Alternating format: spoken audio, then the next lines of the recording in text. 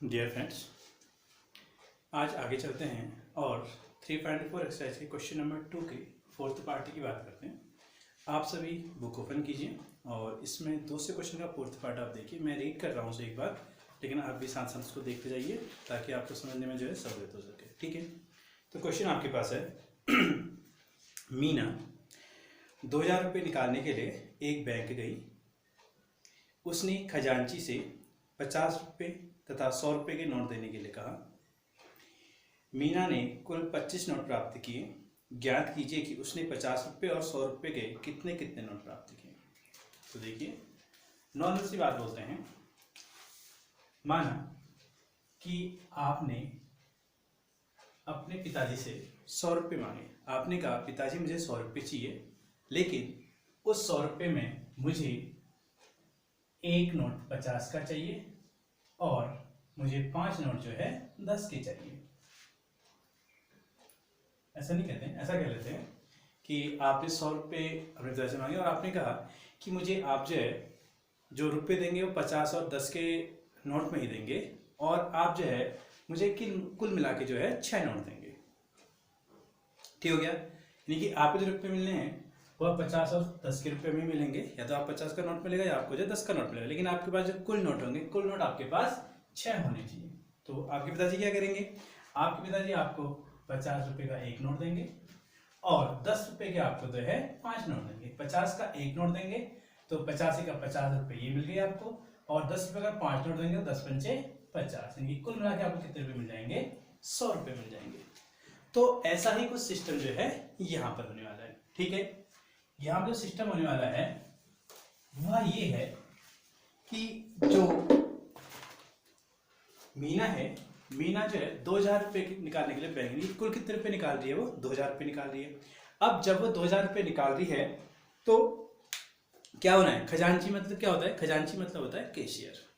ठीक है, यानी कि जो बैंक में जो आपको कैश देता है, यानी कि जिसके पास आप कैश देते हैं और कैश लेते हैं। ठीक है, तो वो खजांची के पास जाती है और कहती है कि आप मुझे जो रुपये देंगे वो जो 50 और 100 के नोट में देंगे, और खजांची जो है कुल मिला के जो है 25 नोट देता है। यानी कि 50 और 100 के नोट गिनती है तो कुल नोट उसके बाद कितने आते हैं? 25। तो आपको ये बताना है कि आखिर उसके बाद 50 रुपये कितने नोट थे और 100 रुपये कितने नोट थे। ठीक है, तो हम मान लेते हैं, माना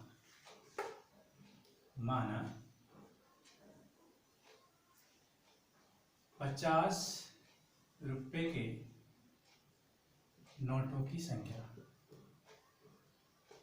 50 रुपये के नोटों की संख्या बराबर x तथा 100 रुपये के 100 रुपये के नोटों की संख्या बराबर y मान लेते हैं कि उसके बाद 50 रुपये के नोट क्या हैं? x हैं, और 100 रुपये के नोट क्या हैं? y हैं। ठीक है, अब आ जाओगे आप प्रथम शर्तानुसार। प्रथम शर्तानुसार क्या है कि कुल नोट है, कुल नोट कितने हैं? 25। कुल नोट बराबर 25। इस 25 नोट में क्या आएंगे? 50 रुपए के नोट भी आएंगे और 100 रुपए के नोट भी आएंगे। यानी कि आप कहेंगे 50 रुपए के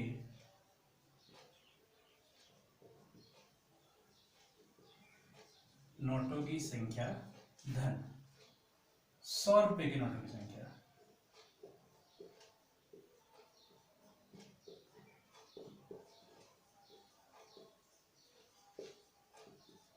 ये वाला कितने रहेंगे आपके पास? 25। अब आप क्या बताएं? आप ये बताएं कि 50 रुपए के नोट कितने हैं आपके पास? x हैं, और 100 रुपए के नोट कितने हैं आपके पास? y हैं। तो कुल मिला कितने नोट जाएंगे आपके पास? 25। इसको बोल देंगे आप समीकरण 1। अब ठीक है, एक तो आपका कुल नोट हो गया, दूसरा ये कुल रुपए। कुल रुपए कितने आती है? 2000। ठीक है, 2000 रुपए आपको जो है 50 और 100 रुपए के नोटों से बनाने हैं। कितने 50 रुपए के नोट है, कितने 100 रुपए के नोट है। ठीक है, तो द्वितीय शर्तानुसार हम कर लेते हैं।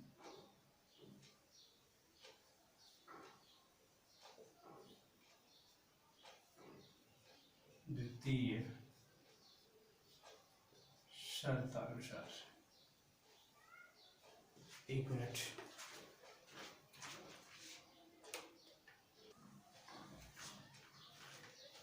अब देखिए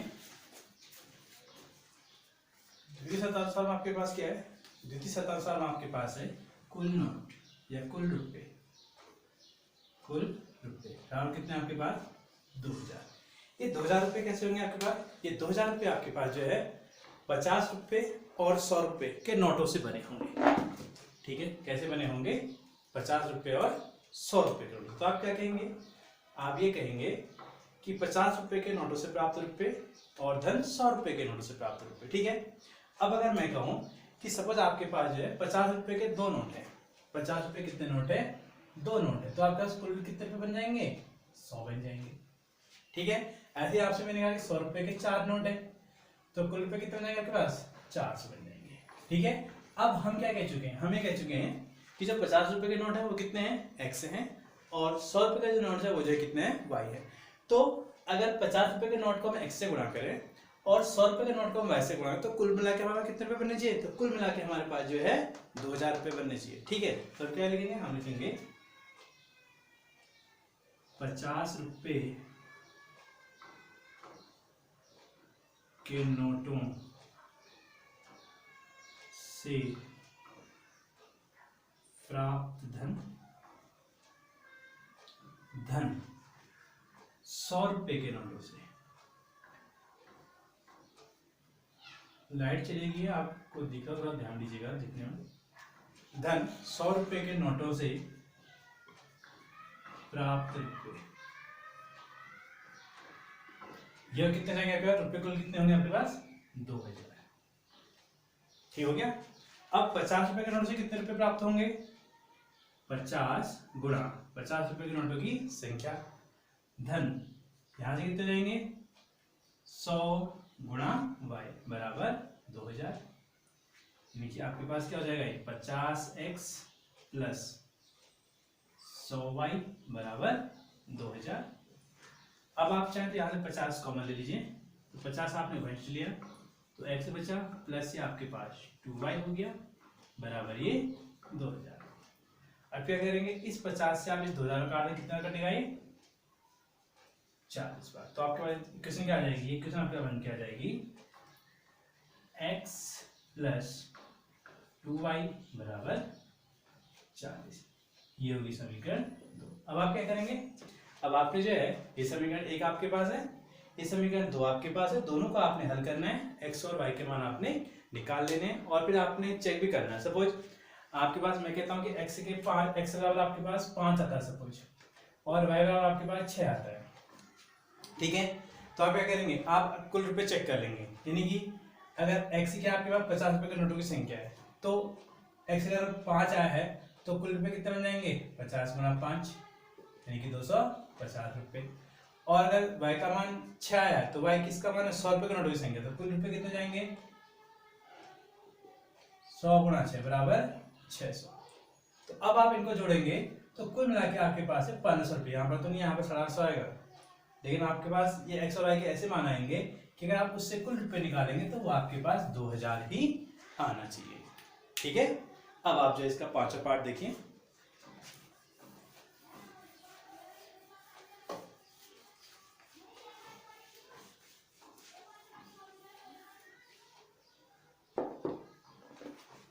पांचवा पार्ट आप लंबा क्वेश्चन है थोड़ा सा।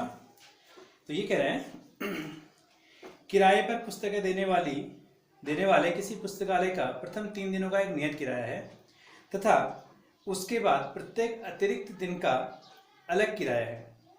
सरिता ने 7 दिनों तक एक पुस्तक रखने के लिए 27 रुपये अदा किए, जबकि सुसी ने एक पुस्तक 5 दिन रखने के लिए 21 रुपये अदा किए। नियत किराया तथा प्रत्येक अतिरिक्त दिन का किराया ज्ञात कीजिए। तो देखिए सिंपल सी बात है, अगर आप लाइब्रेरी में जा रहे हैं तो वहाँ पर क्या होता है कि आप सपोज आप जो है 7 दिन के लिए कोई बुक ले, या आप 1 हफ्ते के लिए किसी बुक को लेके आए, ठीक है, तो आपके पास क्या करेंगे, आपसे कहेंगे पहले 2 दिन का किराया आपके पास इतना हुआ, उसके बाद आप जितने दिन अपने पास किताब रखेंगे उतने दिन का किराया आपको जो है चढ़ते जाएगा, उतने दिन का किराया आप जो है देते रहेंगे। ठीक है, तो वही चीज़ यहाँ पर भी है। तो एक नियत किराया आपका फिक्स हो जाएगा, उसके बाद प्रत्येक दिन का किराया आपका जो है उसमें जो है कुछ न कुछ लगते रहेगा। ठीक है, तो हम बात करते हैं इसका 5th पार्ट हमारे पास है। तो क्या मान लेते हैं हम, नियत किराया और प्रत्येक अतिरिक्त दिन का किराया। तो मान लेते हैं माना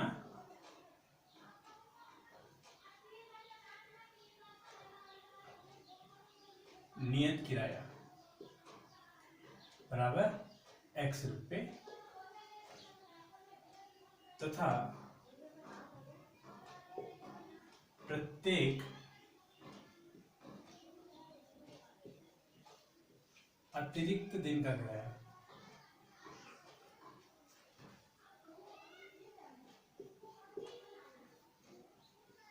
किराया बराबर y रुपये।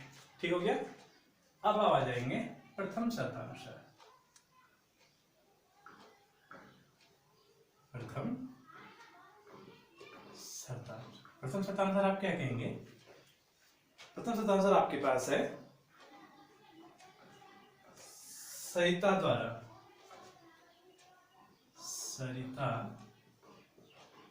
द्वारा 7 दिन तक 7 दिन का कर, ठीक है, 7 दिन का देय किराया। तो कितना आपके पास? ये है आपके पास 27। तो 7 दिन का देय किराया यानी कि 7 दिन का देय किराया कुल मिला के, यानी कि इसमें इसका नियत किराया भी होगा और बाकी दिन के भी होगा। ठीक है, तो क्या आ जाएगा इसमें? नियत किराया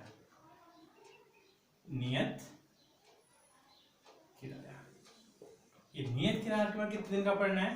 3 दिन का पड़ना है। ठीक है, धन उसके बाद शेष दिन कितने बन गए? शेष दिन कुल कितने दिन रखे उसने किताब? 7 दिन। इसमें से 3 दिन आपके पास घट जाएंगे, तो शेष दिन यानी कि 4 दिन। ठीक है, शेष दिन कितने दिन हो गए? 4 दिन। ठीक है, 4 दिन का किराया बराबर 27। तो 7 दिन का मतलब नियत किराया प्लस शेष दिन का किराया बराबर कितना जाएगा आपके पास? 27। तो नियत किराया कितना आपके पास 3 दिन का? ये था आपके पास x प्लस अब इन 4 दिनों का किराया कितना जाएगा? एक दिन का कितना है? y। तो 4 दिन कितना जाएगा? 4y बराबर आपको कितना जाएगा? ये 27। इस समीकरण आपके पास 1 हो जाएगा। ठीक है, अब द्वितीय शर्तानुसार क्या आपके पास?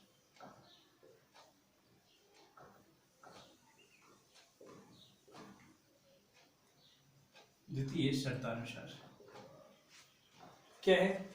सुशी है एक लड़की, सुशी द्वारा कितने दिन का किराया है? 5 दिन का। ठीक है, वो कितना है? 21। तो सुशी द्वारा 5 दिन का देय किराया यानी कि जो उसने दिया। ठीक है, देय किराया बराबर कितना जाएगा? 21 रुपये कह रहे हैं। इससे वही आएगा नियत किराया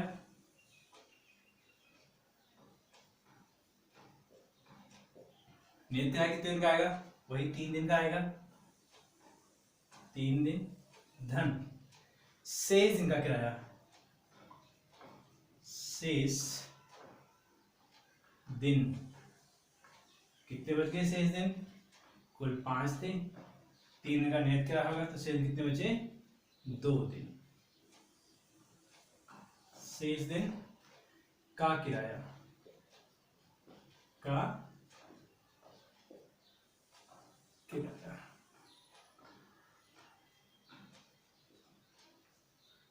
ये कितना है आपके पास? 21। ठीक है, तो नियत किराया 3 दिन कितना होगा आपके पास? ये x से पड़ेगा प्लस शेष दिन कितने आपके पास? 2 दिन है, तो 2 दिन आपके पास 2y पड़ेगा बराबर कितना रहेगा आपके पास? 21।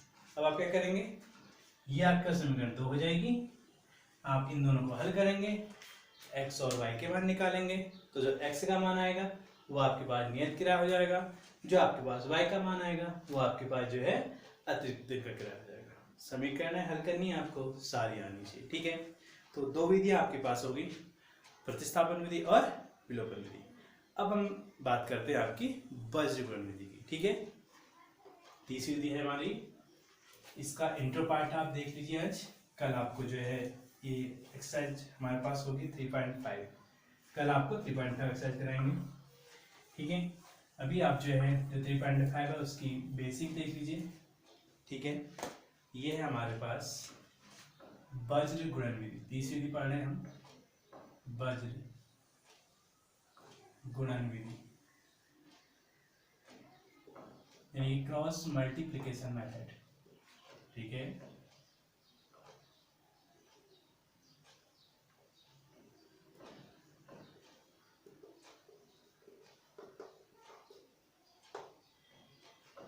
क्रॉस मल्टीप्लिकेशन मेथड,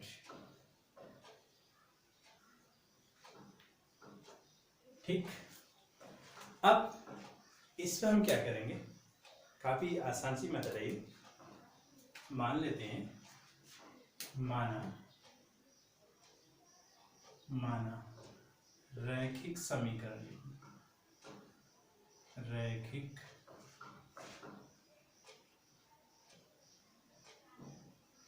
समीकरण युग्म क्या है आपके पास, a1x plus b1y plus c1 equal to 0 तथा a2x plus b2y plus c2 equal to 0, ये आपका समीकरण।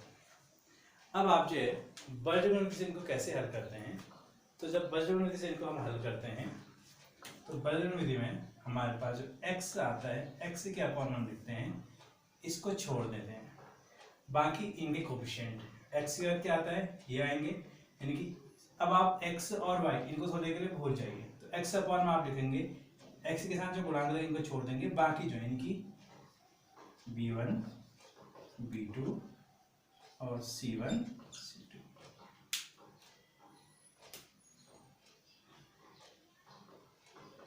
ठीक है। b1 b2 c1 c2, ठीक है, इक्वल टू y अपॉन में क्या आएंगे, अब y के बाद y वर्ग छोड़ दो क्या आएगा ये, और इसके बाद फिर क्या शुरू हो जाएगा, यानी कि a b c अगर तीन अंक आपके पास है a b c, तो a के बाद b के बाद c के बाद फिर से क्या आएगा a आएगा, ठीक है। a के बाद b के बाद c और c के बाद फिर क्या आएगा आपके पास a आएगा, तो वही यहाँ पर हो जाएगा। तो y अपॉन क्या लिखेंगे आप, c1 c2 और a1 a2। अगला हमारे पास 1 कांस्टेंट है, तो 1 अपॉन ये, इसके बाद क्या आएगा ये, इसके बाद क्या आएगा ये दोनों आएंगे, यानी कि a1 a2 और b1 b2, ये आपका लिखने का तरीका हो गया। अब क्या करते हैं, x अपॉन इसको गुणा इस तरह से करते हैं, ये गुणा ये ऋण ये गुणा ये, यानी कि this into this minus this into this, यानी कि b1 c2 minus b2 c1 equal to y upon c1 a2 minus c2 a1 equal to 1 upon a1 b2 minus a2 b1। याद करना काफी आसान है, सबके आप पहले चीज क्या है, b1 c2 b1 है और इस c2 है, तो अब इसका उल्टा यहाँ रहेगा माइनस के साथ 1 का 2 2 का 1, ऐसे यहाँ पर c1 a2 है तो c2 a1, a1 b2 है तो a2 b1, ठीक है। अब यहाँ से हम x और y के मान, हमारे टारगेट पे क्या होगा कि x और y के मान है, तो जब x और y के मान हम निकालते हैं तो हम क्या करते हैं, एक बार x को इसके बराबर कर देंगे और एक बार हम y को जो है इसके बराबर कर देंगे। जब x इसके बराबर जाएगा इनकी लिखेंगे हम, जब आप करेंगे क्या,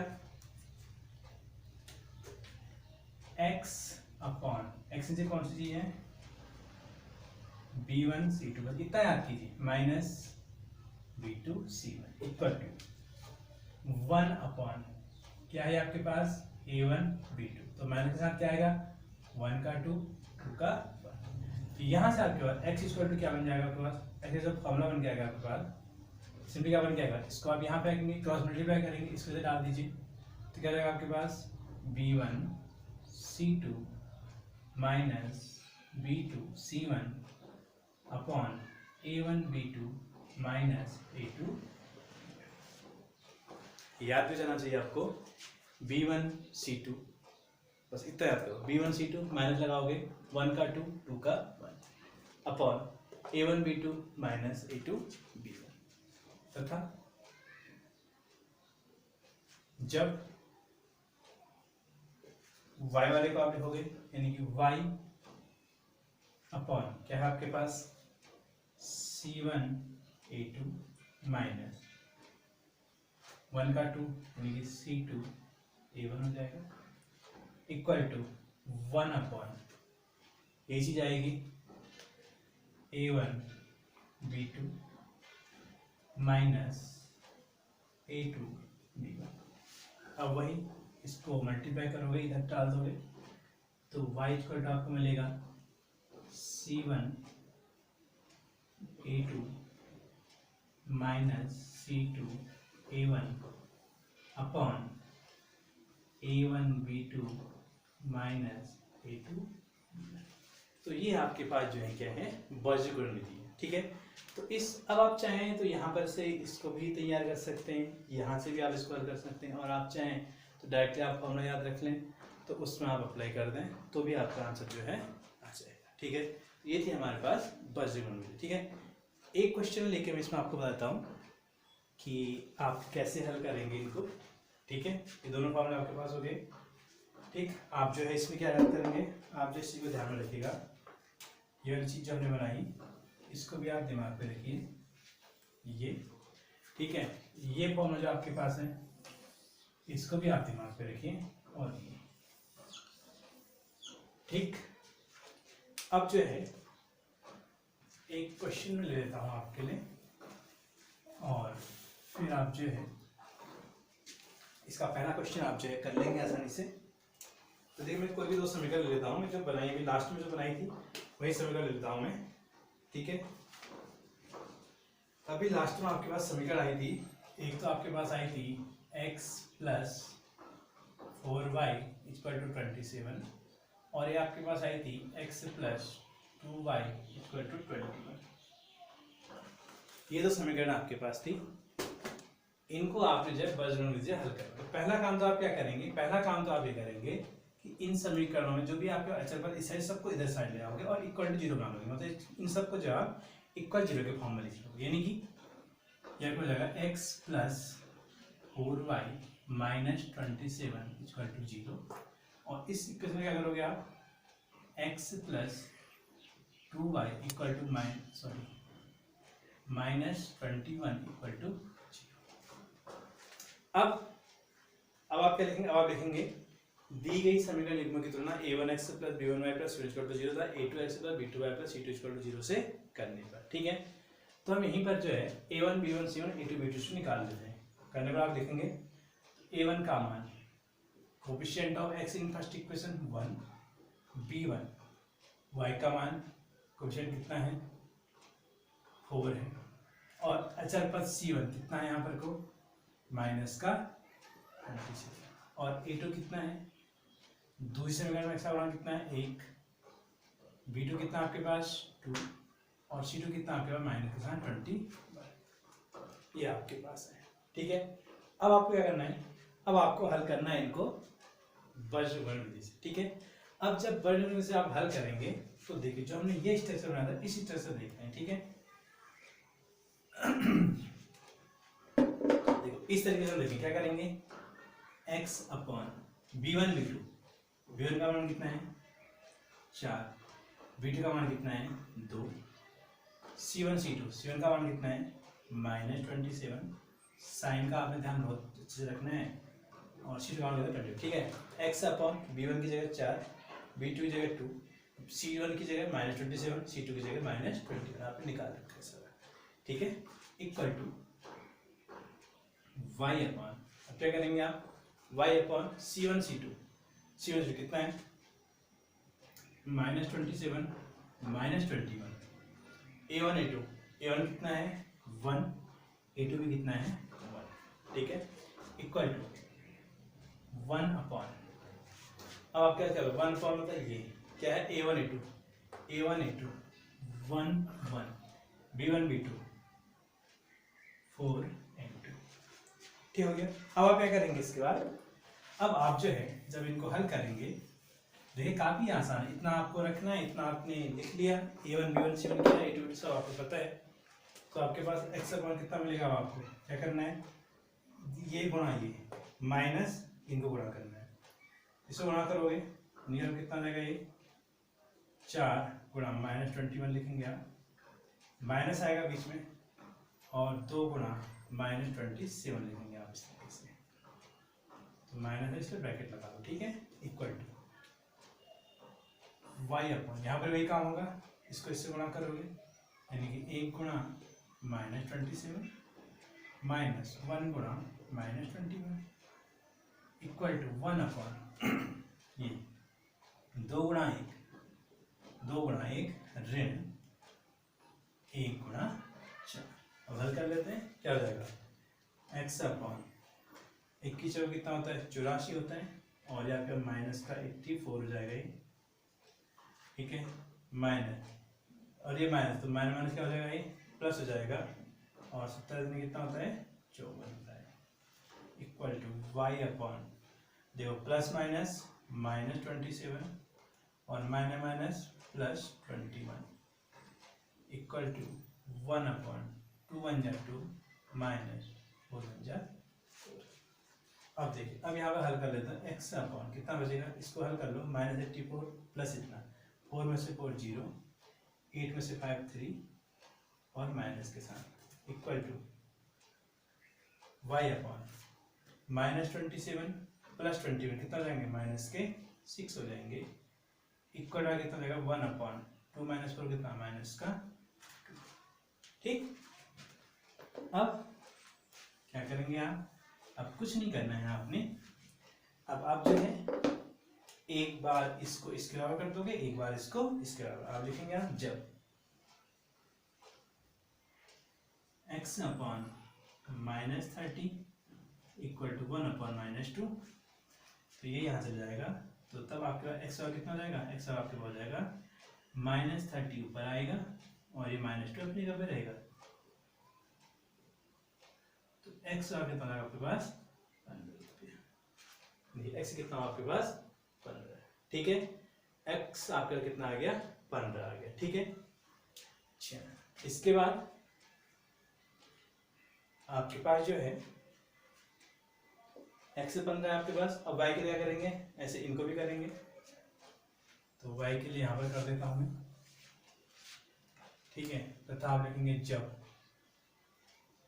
y वाला लिखो, क्या है y अपॉन -6 इक्वल टू क्या आपके पास 1 अपॉन -2, y चल कितना जाएगा -6 यहाँ जाएगा, अपॉन -2 यहाँ जाएगा, कैंसिल 2 3, तो y चल कितना मिला आपको 3। तो इस तरीके से आप जो है x और y के मान निकाल सकते हैं, ये तो आपका ये तरीका था। अब दूसरे तरीका क्या है, अगर आप डायरेक्ट सूत्र अप्लाई करते हैं, ठीक है, सीधे सूत्र अप्लाई तभी आपको ये मिलेगा। अब आपको आपके ऊपर डिपेंड है कि आप कौन सा तरीका अप्लाई करना चाहते हैं, ठीक है, कौन तरीका आपको, एक तरीका तो हमारा ये हो गया कि हम इस तरह से मान रखें और ऐसे करके हमने मान निकाल दिए, ठीक है। अब दूसरा तरीका हमारे पास क्या है कि A1 B1 C1 A2 B2 C2 तो हमने निकाले ही निकाले, अब इसके मान एक बार हम इस सूत्र में रख देंगे, एक बार इस सूत्र, जब x में रखेंगे इसके मान, तो x बराबर क्या सूत्र है हमारे पास, हमने B1 लिखा C2 लिखा, माइनस लगाया 1 का 2 किया, 2 का 1 किया, अपॉन यहाँ पर क्या है A1 B2 है, तो माइनस A2 B1 मान रख दो, बट्टी में डाल दो, B1 C2 -21 minus B2 2 into 7 कितना है माइनस का 27, A1 B2